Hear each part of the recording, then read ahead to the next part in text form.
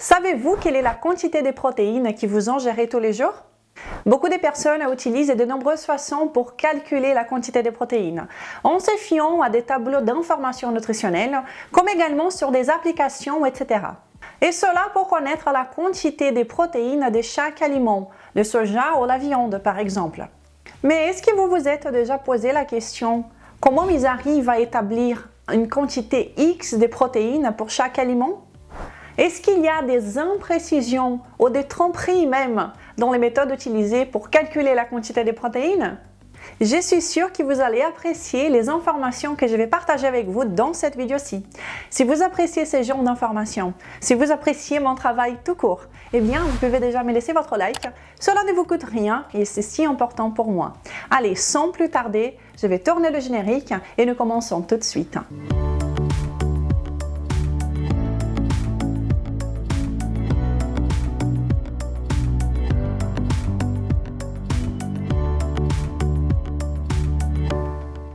Bonjour à vous, comment ça va? J'espère que vous allez bien. Si vous ne me connaissez pas encore, je suis Renata Barcelos, la fondatrice du blog maigredefinitivement.fr et membre de la Nutrition Network. Je suis la responsable de la méthode et du code Maigre Définitivement en France. Mais plus important que cela est que je suis ici toutes les semaines, sans faute, pour partager avec vous les vérités scientifiques derrière la nutrition, la perte de poids, la santé et un style de vie sain. Et le tout basé sur le meilleur de la science. Et pourquoi? Eh bien, parce que j'ai mené une vie de guerre contre le poids, contre le surpoids et même l'obésité. Et je crois fortement que le savoir est un grand pouvoir. C'est même notre plus grand pouvoir. Que tout le monde a le droit de s'éduquer, d'apprendre davantage, de trouver les réponses pour les questions dont ils ont besoin. On ne serait-ce qu'avoir plus d'informations pour pouvoir ainsi poser des questions plus complexes, de sorte à avancer. Et cela dans n'importe quel domaine de la vie. Et aujourd'hui, je suis ici pour vous montrer comment les quantités de protéines sont estimées, comment elles sont calculées dans les aliments que nous trouvons partout dans le supermarché et que nous voyons les quantités toujours derrière dans les informations nutritionnelles. Est-ce que vous vous êtes déjà demandé comment ils font, quelle méthode utilisent-ils pour calculer les quantités de protéines dans un aliment? Quelle méthode utilisent-ils exactement? Est-ce qu'elles sont correctes? Est-ce que je suis donc en train de bien compter les protéines que j'ingère ou bien je suis en train de me faire avoir? Je vais vous le dire. Donc pour commencer, venez avec moi pour voir ce que la FAO dit, comment se calculer les protéines dans les aliments. Et pour ceux qui ne le savent pas, la FAO est l'Organisation des Nations Unies pour l'alimentation et l'agriculture. Ils affirment qu'il existe deux propositions qui sont acceptées comme en étant vraies.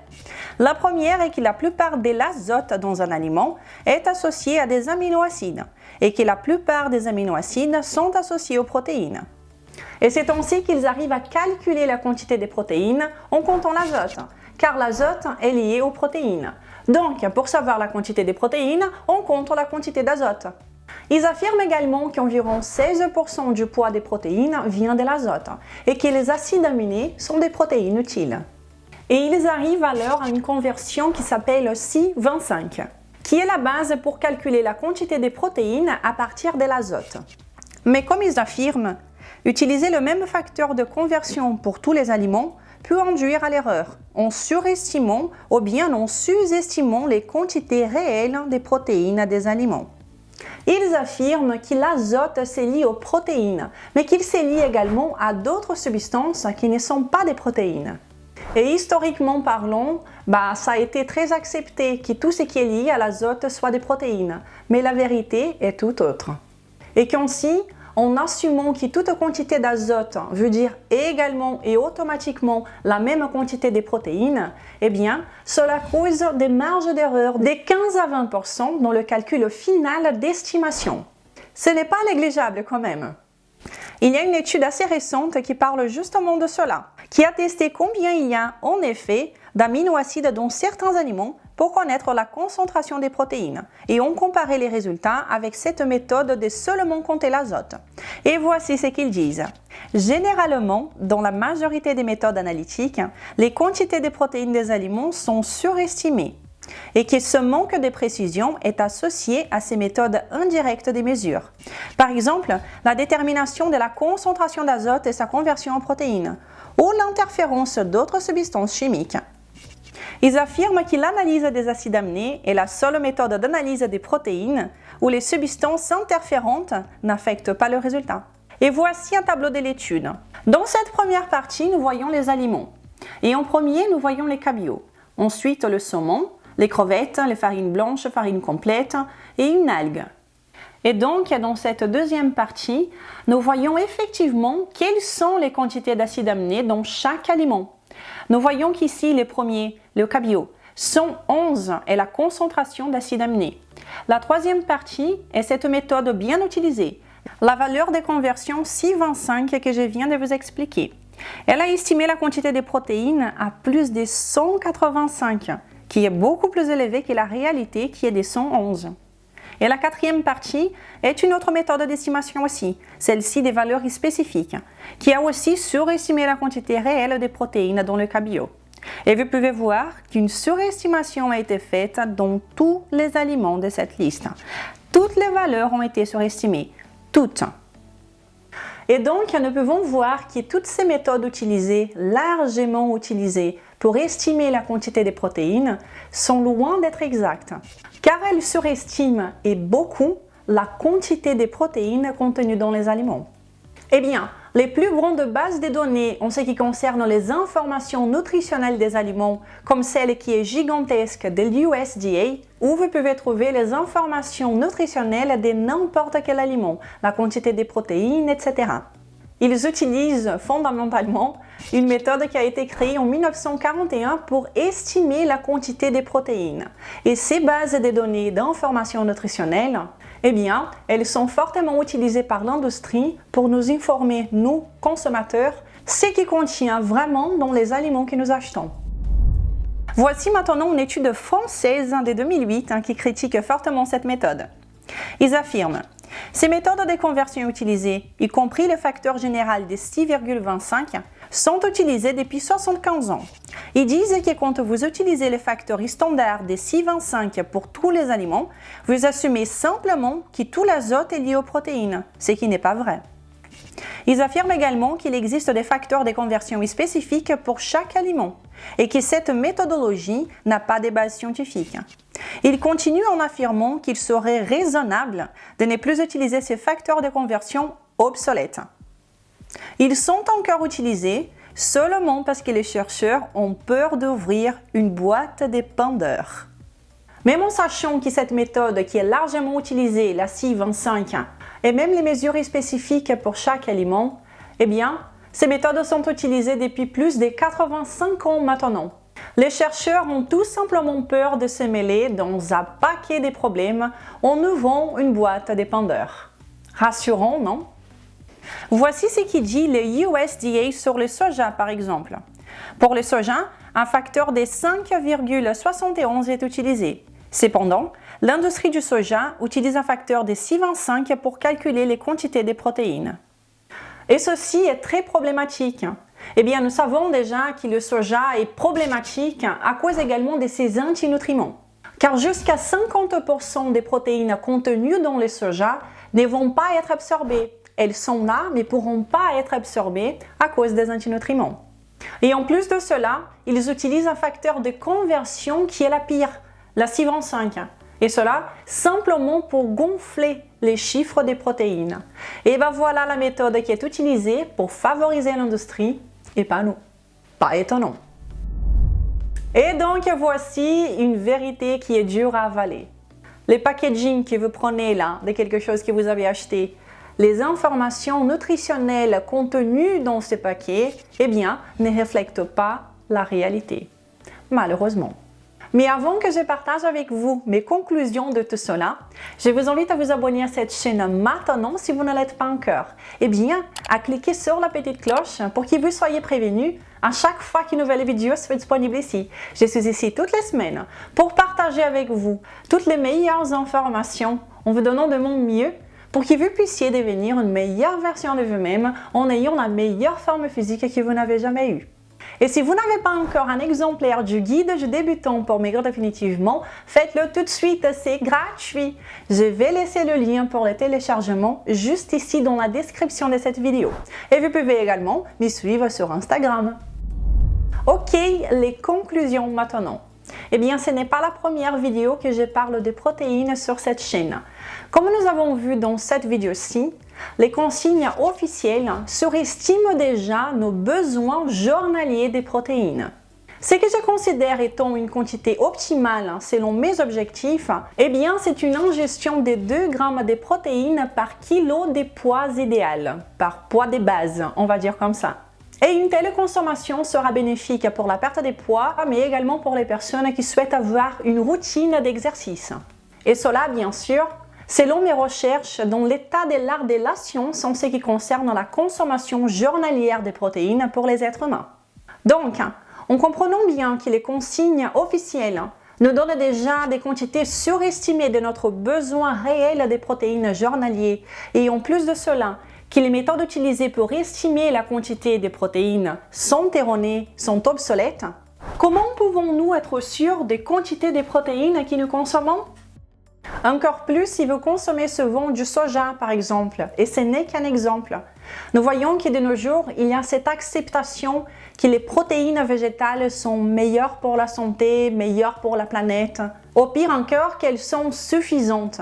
Eh bien, beaucoup de personnes sont en train de consommer autant de protéines végétales ou même plus de protéines végétales que d'origine animale. Et cela est problématique dans un monde où tout le monde est bombardé avec des informations que nous consommons beaucoup trop de protéines, qu'alors qu'en vérité, on n'est même pas en train de consommer assez de protéines. Nous sommes en train de consommer moins de ce que nous avons besoin. Les protéines végétales, comme dans les légumineuses ou bien les fruits à coque par exemple, eh bien, il y a un corps d'azote qui est finalement compté comme en étant des protéines, mais qui n'est pas de la protéine. Et une autre chose qui n'est pas un souci dans les protéines d'origine animale est la présence d'antinutriments. Il y en a que dans les végétaux, qui prohibent ou empêchent l'absorption d'aminoacides par le corps. Donc, la quantité X des protéines dans un tableau nutritionnel ne reflète pas la réalité. Les quantités de protéines sont surestimées en utilisant des méthodes obsolètes et en plus, votre corps ne pourra pas absorber tous les aminoacides à cause des antinutriments. Et ceci est peut-être une énième signe de notre cœur en nous disant que nous devrions nous faire confiance selon nos instincts en ce qui concerne la consommation des protéines. Si nous éprouvons le besoin de consommer plus de protéines, faisons-le. Si nous éprouvons le besoin de l'abaisser, faisons-le aussi. Ainsi que la préférence pour une source de protéines plutôt que d'autres. Nous devons être juste attentifs et sensibles à ces signes que la nature nous a programmés pour ressentir, que notre corps nous donne, plutôt que de nous laisser guider aveuglément par les tableaux d'informations nutritionnelles qui sont mensongers, incorrects et imprécis. Ces informations viennent simplement des bases de données gigantesques qui favorisent à chaque fois l'industrie. Car plus vous vous penchez sur le sujet, plus vous trouvez d'imprécisions, d'incohérences et de failles. Donc, mangeons plus de vrais aliments, des aliments avec un seul ingrédient, des aliments qui n'ont même pas besoin des tableaux nutritionnels pour nous montrer qu'ils sont bien. Mangeons ce que nous sommes programmés physiologiquement pour manger. Reconnectons-nous avec nous-mêmes, avec nos instincts. Apprenons à reconnaître, apprenons à refaire ces chemins de communication avec nous-mêmes que nous avons perdus il y a fort longtemps. Et quand vous respectez votre physiologie, quand vous vous alimentez comme vous êtes censé le faire, quand vous suivez une alimentation plus forte, eh bien, vous voyez votre corps changer assez rapidement et de façon fascinante. Aujourd'hui, c'est Françoise qui nous dit « Pour moi, ce sont 14 kilos qui se sont envolés et avec une dizaine de centimètres qui étaient mal placés. Mon mari, voyant mes résultats, s'y est mis aussi et a perdu 10 kilos. Regardez ces photos, quel changement!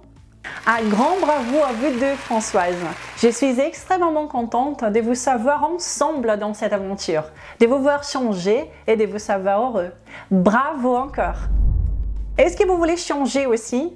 Eh bien, j'ai déjà plus de 200 vidéos disponibles sur cette chaîne pour parler de cette alimentation forte. Je partage ici des conseils, des informations scientifiques, aussi que des astuces.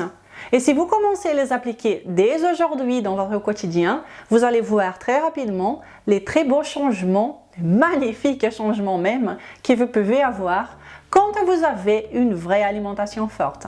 Profitez de tous ces contenus gratuits, c'est un plaisir de vous les préparer et ce sera encore un plaisir plus grand de recevoir votre cas de succès. Et si votre objectif principal est la perte de poids, mais si vous avez besoin d'être un peu plus encadré, de suivre quelque chose d'un peu plus concret, alors dans ces cas, je vous invite à venir connaître le Code Maigrir définitivement, qui est un programme optimisé pour la perte de poids divisé en 3 phases différentes, où vous serez guidé pas à pas, sachant quoi faire, quoi manger et comment perdre du poids de façon définitive. Comment devenir une meilleure version de vous-même.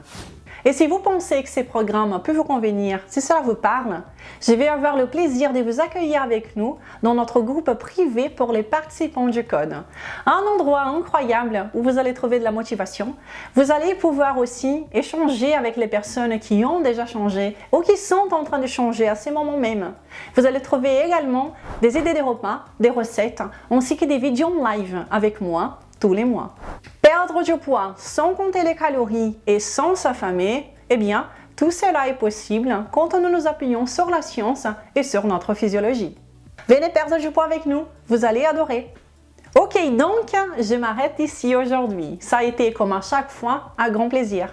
Je vous invite à liker cette vidéo, à la partager, ou bien à me laisser votre commentaire pour me dire ce que vous pensez. Est-ce que vous pensez que vous consommez assez de protéines? Est-ce que vous vous aviez déjà posé la question de comment ils arrivent à estimer la quantité de protéines dans les aliments? Laissez-moi votre commentaire, ne serait-ce que pour me faire un coucou. Je suis toujours très contente de vous lire et d'interagir avec vous. Allez, je vous donne déjà rendez-vous la semaine prochaine. Je vous souhaite une très belle journée et je vous embrasse. Au revoir! Je ne sais pas si ça se voit trop avec la lumière, mais je vous explique, j'ai un gros bleu dans le bras. Donc si vous les voyez, ne vous inquiétez pas pour moi. C'est juste qu'il fallait que je me défendre d'un coup de pied. J'ai fait du kung-fu, il faut quand même bien préciser ça avant. Lors des entraînements, des fois, on s'est fait un peu mal, mais c'est pas grave, je m'éclate à chaque fois. J'ai des bleus un peu par-ci par-là, mais voilà, ça fait partie aussi de l'aventure.